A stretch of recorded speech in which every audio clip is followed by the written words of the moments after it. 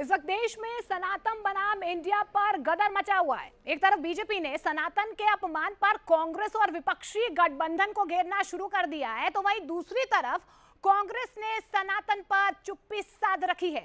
ऐसे में सवाल उठता है कि अगर विपक्षी गठबंधन को 5 राज्यों के चुनाव और 2024 के लोकसभा चुनाव में फायदा होगा या फिर नुकसान।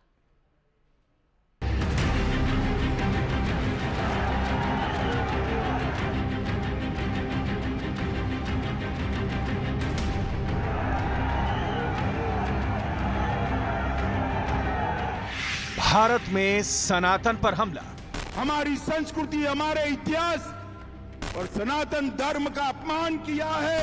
शायद इससे पहले कभी सनातन, हिंदू और हिंदुत्व पर ऐसा सियासी गदर नहीं मचा होगा। मानस में आपत्तिजनक टिप्पणियां हैं, जो पोटेशियम साइनाइड टाइप का कुछ चीज है ग्रंथों के अंदर, इसलिए मेरी आपत्ति वहां है और रहेगी जीवन भर में। மாநாட்டுடைய தலைப்பே மிகவும் சிறப்பாக அமைந்திருக்கின்றது.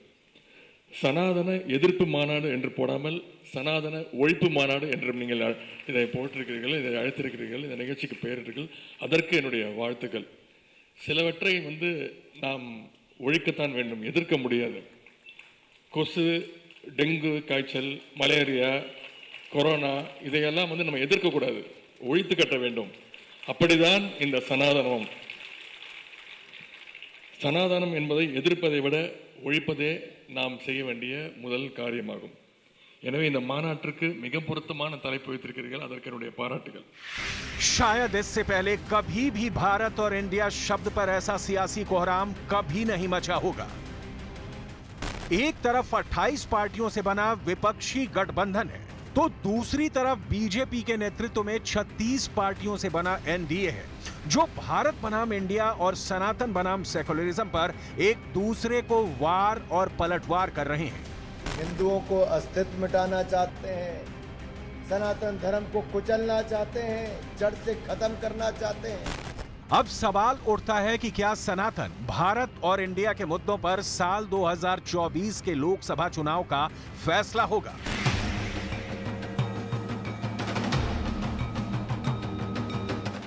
एक घमंडिया गठबंधन की नीति है भारत की संस्कृति पर हमला करने की। इंडी अलायंस का निर्णय है भारतीयों की आस्था पर हमला करो। इंडी अलायंस घमंडिया गठबंधन की नीयत है भारत को जिस विचारों ने, जिस संस्कारों ने, जिस परंपराओं ने हजारों वर्ष से जोड़ा है, उसे तबाह कर दो। 2024 का चुनाव, भारत वर्सेस INDI। अब सवाल उठता है कि तेलंगाना की राजधानी हैदराबाद से कांग्रेस अब ऐसी क्या रणनीति बनाएगी जिसके दम पर 5 राज्यों के विधानसभा चुनाव के साथ साथ लोकसभा चुनाव 2024 में बीजेपी को कड़ी टक्कर दी जा सके। फिलहाल कांग्रेस के सामने चुनौती यह है कि सनातन के मुद्दे पर कैसे रिएक्ट करे। कांग्रेस के सामने चुनौती यह है कि वो भारत बनाम इंडिया के मुद्दे पर बीजेपी को कैसे घेरे। लेकिन इससे भी बड़ा सवाल अब यह है कि इन मुद्दों पर सही तरह से जनता के बीच कौन जाएगा और किसका चेहरा हो। तो INDI अलायंस और कांग्रेस की नजर में सिर्फ राहुल ही हैं जो बेड़ा पार लगा सकते हैं। हैदराबाद में CWC की मीटिंग इसी भंवर से निकलने की कोशिश में है। सनातन को सभी गाली देते हैं, दूसरे धर्म को दे करके देखे, कोई इस्लाम को गाली दे करके देखे, उसकी क्या हालत करते हैं। आप दूसरे धर्म, किसी भी दूसरे धर्म के खिलाफ बोलें तो सड़कें बंद कर दी जाती हैं, घर जला दिए जाते हैं। तो ऐसे में सनातन ही एक ऐसा है जिसमें जो है वो सहनशीलता है, जो सहनशीलता को सिखाता है और धैर्य को सिखाता है। और ऐसे में मैं यही कहूँगा कि सिर्फ एक ही मकसद से, राजनीतिक मकसद से सनातन को गाली देना बंद करना चाहिए। और सनातन जिस दिन समाप्त होगा, इस देश का अस्तित्व भी नहीं रहेगा। सनातन पर छिड़ा विवाद 5 राज्यों के विधानसभा चुनाव, और लोकसभा चुनाव को देखते हुए ज्यादा आक्रामक हो सकता है। बीजेपी ने इस मुद्दे पर राज्यों के स्तर पर लड़ाई तेज करने की योजना बनाई है। 2 सितंबर 2023 को डीएमके नेता उदयनिधि स्टालिन ने तमिलनाडु में आयोजित एक कार्यक्रम में सनातन धर्म पर जमकर जहर उगला था। उदयनिधि स्टालिन ने सनातन की तुलना मच्छर, डेंगू, मलेरिया और कोरोना से की है। उदयनिधि स्टालिन ने यहां तक कहा है कि सिर्फ सनातन धर्म का विरोध करना ही काफी नहीं है, बल्कि इसे समाज से पूरी तरह से खत्म कर देना चाहिए।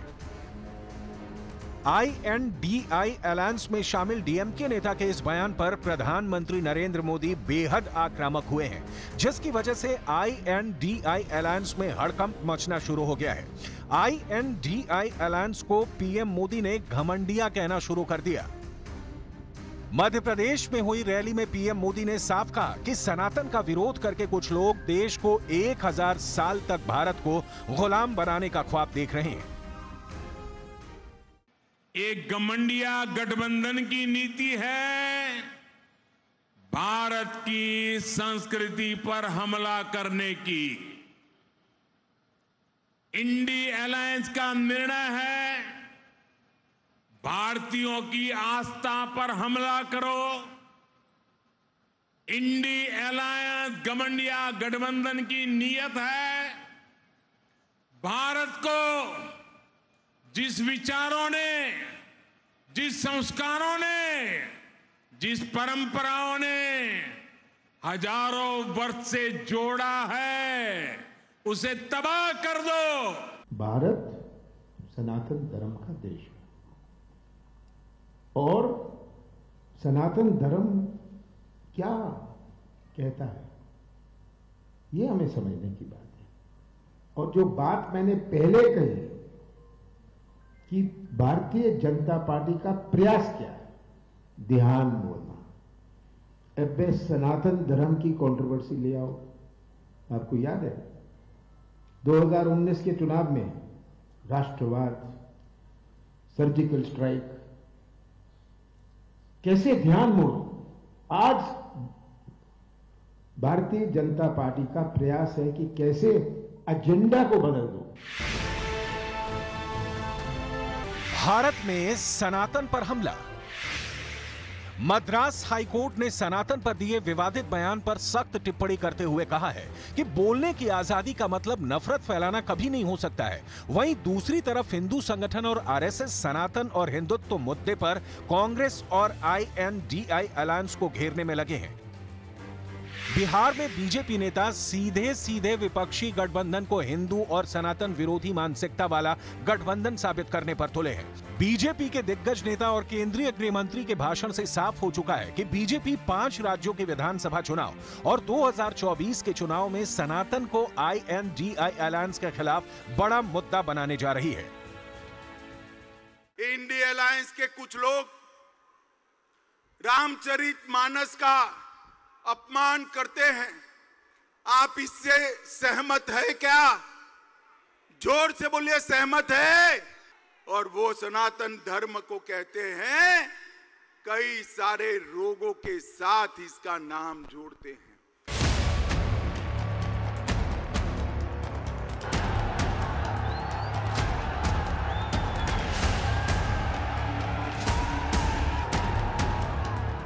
बीजेपी की सनातन रणनीति को भांपते हुए विपक्ष ने इस मुद्दे पर रक्षात्मक रुख अपना लिया है। लेकिन असम के मुख्यमंत्री हिमंता बिस्वा शर्मा ने राहुल गांधी और कांग्रेस को सनातन विरोधी साबित करना शुरू कर दिया है। हिमंता बिस्वा शर्मा ने साफ कहा है, राहुल गांधी हिंदू विरोधी हैं। ये जो माहौल बना है, ये माहौल कैसे बना है? जब से ये लोगों को राहुल गांधी का इंस्पिरेशन मिला है। तो मैं ये प्रियंक खड़गे, मल्लिकार्जुन खड़गे, स्टालिन, ये सबको मैं दाम नहीं देता हूँ। मेरा सीधा बात है, अगर कांग्रेस चाहते हैं ये राष्ट्र सनातन का पृष्ठभूमि में रहे, तो आप जाके डीएमके को बोलो यार तुम स्टेटमेंट उठा लो, नहीं तो तुमसे कल हम नहीं हो।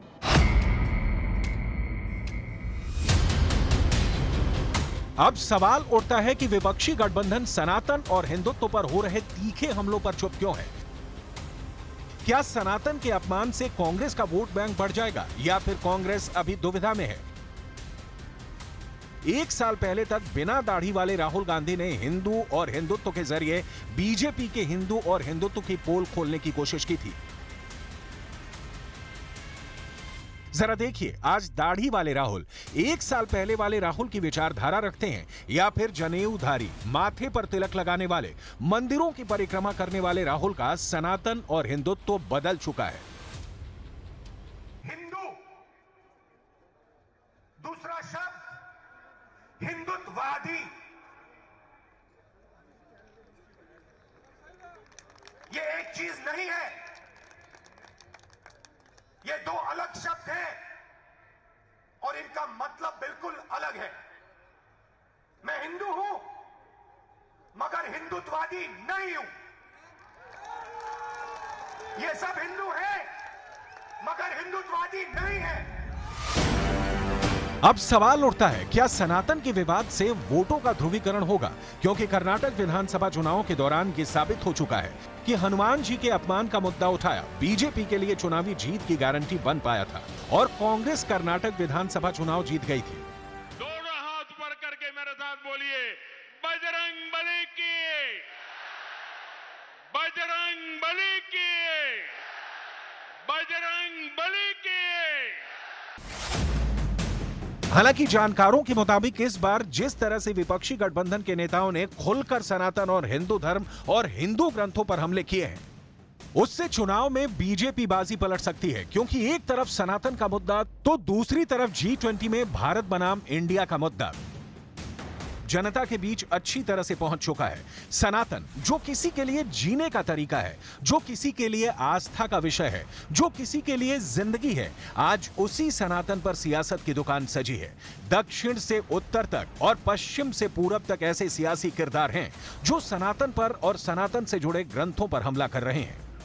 बाबा नागार्जुन ने जिस चीज को स्वीकार किया कि मानस में आपत्तिजनक टिप्पणियां हैं, डॉक्टर भैया ने भी स्वीकार किया, पंडित रामचंद्र शुक्ल ने भी स्वीकार किया। ये तीनों तो ऊंची बिरादरी के थे, हम ही पिछली जाते।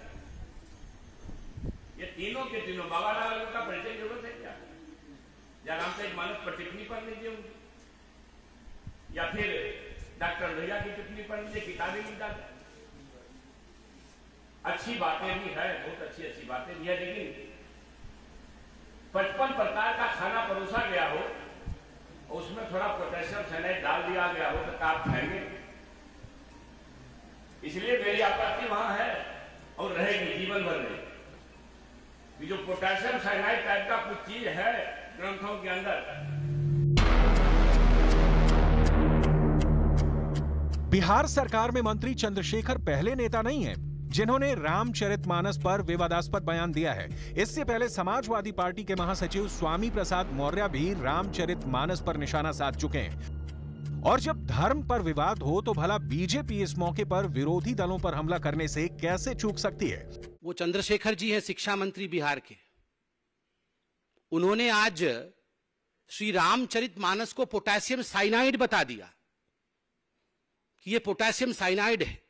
एक शब्द नहीं निकल रहा है इनके मुंह से किसी के, ये लिस्ट जारी करने वालों के। ये आप इस मंत्री को आप बॉयकॉट करेंगे या नहीं करेंगे? राहुल बाबा, जहां भी फॉरेन कंट्री में है जवाब दीजिए। उनको यह बात बोलना ही नहीं चाहिए।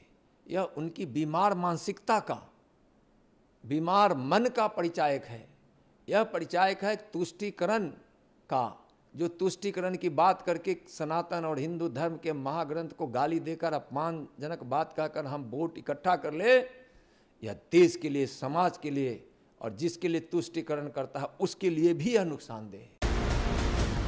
हालांकि बिहार के शिक्षा मंत्री चंद्रशेखर जिस पार्टी से आते हैं, उनसे जुड़े वरिष्ठ नेता रामचरितमानस को पोटेशियम साइनाइड बताने पर समर्थन करते हैं, जबकि बिहार सरकार में पार्टी की अगुवाई करने वाले बीच का रास्ता अख्तियार कर रहे हैं। देखिए, चंद्रशेखर इस बात को लंबे समय से उठा रहे हैं और उनका जो कहना है तुलसीदास के विषय में, वो भी अपने जगह पर सही है। तुलसीदास जी चातुर्वर्ण व्यवस्था के समर्थक थे। उन्होंने कहा है कि पूजिए विप्र ज्ञान गुण हीना। वैसे विप्र की भी पूजा कीजिए जिसके पास न कोई ज्ञान है न गुण है। संविधान में हम लोग विश्वास रखते हैं और संविधान में सभी धर्मों का सम्मान हो, भावनाएं जुड़ी हुई हैं, लोगों की आस्था जुड़ी हुई है, तो हम लोग तो भाई हमेशा जो है इसका सम्मान करते हैं लोगों की भावनाओं का। मंत्री जी को अपने विभागों में ज़्यादा ध्यान देना चाहिए।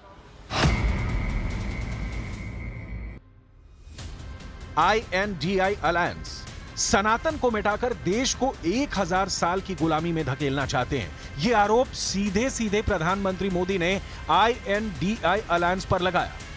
वहीं देश के रक्षा मंत्री राजनाथ सिंह ने कहा है कि सनातन का ना आदि है ना अंत, कोई ताकत इसे नहीं मिटा सकती। देखिए, बहुत ही दुर्भाग्यपूर्ण है, सनातन धर्म का जहाँ तक प्रश्न है, यह नित्य नूतन फिर पुरातन है। और सनातन धर्म एक ऐसा धर्म है जिसने कि वसुधैव कुटुंबकम का संदेश दिया है, यानी जाति, पंथ, मजहब, इन सब सारी चीजों से ऊपर उठकर पूरा विश्व ही हमारा परिवार है, यह संदेश देने वाला भी कोई धर्म है और सनातन धर्म है। सनातन पर आ रहे विवादास्पद बयानों पर बीजेपी लगातार विपक्षी गठबंधन की मुख्य पार्टी कांग्रेस से और खास तौर पर सोनिया गांधी और राहुल गांधी से जवाब मांग रही है। अब संत समाज भी ताल ठोक कर खड़ा हो गया है। कुछ ने सनातन को समझा नहीं, कुछ ने सनातन की गलत व्याख्या की और कुछ अपने निहित स्वार्थों के लिए सनातन को गाली देते हैं। और एक बात और भी सच है, उसको आजकल कोई कहता नहीं। कुछ लोगों ने वेदों को छोड़ करके, महाभारत से लेकर के और तमाम सनातन के ग्रंथों में मिलावट भी कर दी।